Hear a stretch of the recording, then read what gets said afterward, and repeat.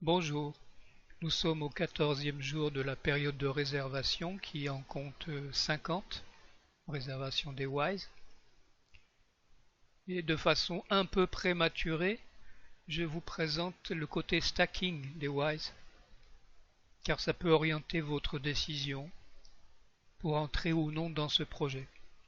Nous en sommes ici, ces jours ont déjà été clôturés, il reste pas mal de jours encore, donc il est tout à fait possible d'entrer encore dans le projet.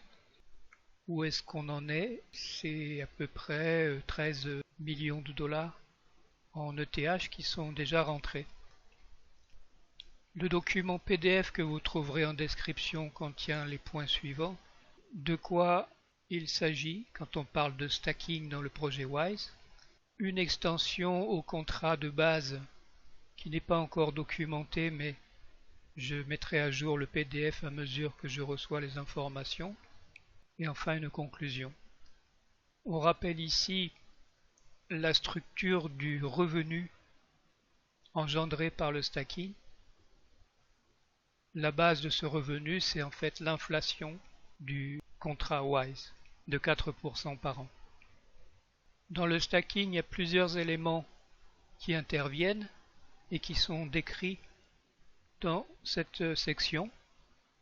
En particulier, lorsqu'on stack, c'est-à-dire on bloque ces WISE pour une période donnée, il faut savoir qu'on s'expose à une pénalité assez lourde qui est décrite par cette courbe qui peut aller de 10% de perte à 90% de perte de son investissement WISE dans le stacking. Dans cette section, on parle des 3 bonus qui sont liés au fait de stacker au plus tôt sur une longue période et de façon référée. Bientôt, il y aura dans le site wisetoken.net une interface utilisateur dans laquelle on pourra voir l'évolution de chacun de ces stakes. On y voit aussi des onglets qui ne sont pas encore activés, qui correspondent à une surcouche, un contrat qui va s'ajouter par-dessus le contrat de base WISE. Ici, je présente une stratégie de stacking, car on peut se demander si on va stacker ces WISE ou pas, c'est-à-dire est-ce qu'on va les garder ou est-ce qu'on va les bloquer pour une période que l'on va décider. On attend en effet une appréciation importante du prix du WISE par rapport à ETH si l'adoption se fait comme c'est prévu. Si c'est le cas, on aura envie de sortir une partie de ces WISE en ETH, donc de vendre ces WISE. S'ils sont stackés, on va s'exposer à la pénalité. Donc on a deux options, soit stacker, soit garder. Et ici je présente une solution intermédiaire. Une partie des WISE sont stackés, une partie des WISE sont gardés. La partie stackée, elle l'est de façon échelonnée, selon ce principe que vous verrez dans le document.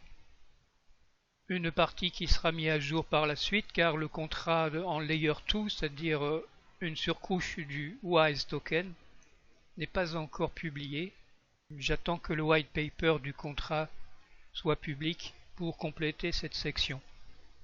En conclusion, il serait dommage de se priver de la force du WISE token qui réside dans son stacking, c'est-à-dire un revenu passif, d'autant plus important que le WISE token est vraiment potentiellement un token qui peut s'apprécier à mesure qu'il est adopté, ainsi que le marché des cryptos.